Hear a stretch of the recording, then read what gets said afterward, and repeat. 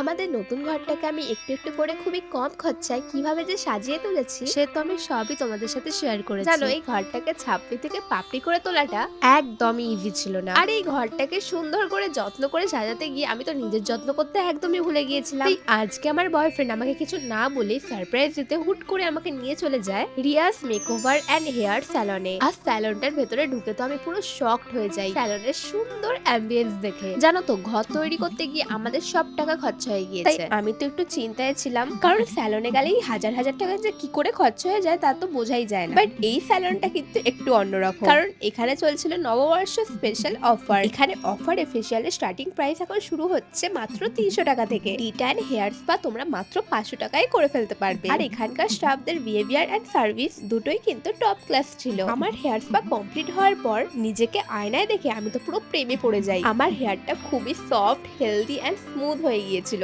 এত ভালো রেজাল্ট দেখে আমি নিজেকে কন্ট্রোল করতে না পেরে নববর্ষের অফারে মাত্র 700 টাকায় হাইড্রা ফেশিয়াল করাবো ডিসাইড করি। আর জানো, ফেশিয়াল করার আগে ওরা আমার স্কিনের কন্ডিশনটা খুব ভালো করে চেক করে নিয়েছিল। আমার বাড়ির পাশে যে এত ভালো একটা স্যালন আছে সেটা সত্যি সৌরভ যদি আমাকে না নিয়ে আসতো তাহলে তো আমি জানতেই পারতাম না। স্যালনে কিন্তু নববর্ষ স্পেশাল প্রচুর অফার চলছে।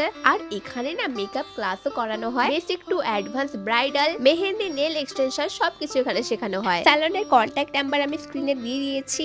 আর এই স্যালনটা কিন্তু আমাদের হাওড়া বেলগাছিয়া নেতাজিগড় এরিয়ায় রয়েছে। আমি তো তোমাদের সাজেস্ট করব অবশ্যই স্যালনে গিয়ে সার্ভিস নাও। আর বুঝতে কোনো অসুবিধা হলে স্ক্রিনে দেওয়া নাম্বারটা তোমরা কন্ট্যাক্ট করে নিতে পারো। বাই দ্য ওয়ে, আমি তো এখানে সার্ভিস দিয়ে খুবই স্যাটিসফাইড। আর সবশেষে একটা স্পেশাল থ্যাঙ্কস আমার বয়ফ্রেন্ড সৌরভকে। ও না থাকলে হয়তো আমি এই স্যালনটার ব্যাপারে জানতেও পারতাম না, আর এত কম খরচা এত ভালো সার্ভিসও নিতে পারতাম না।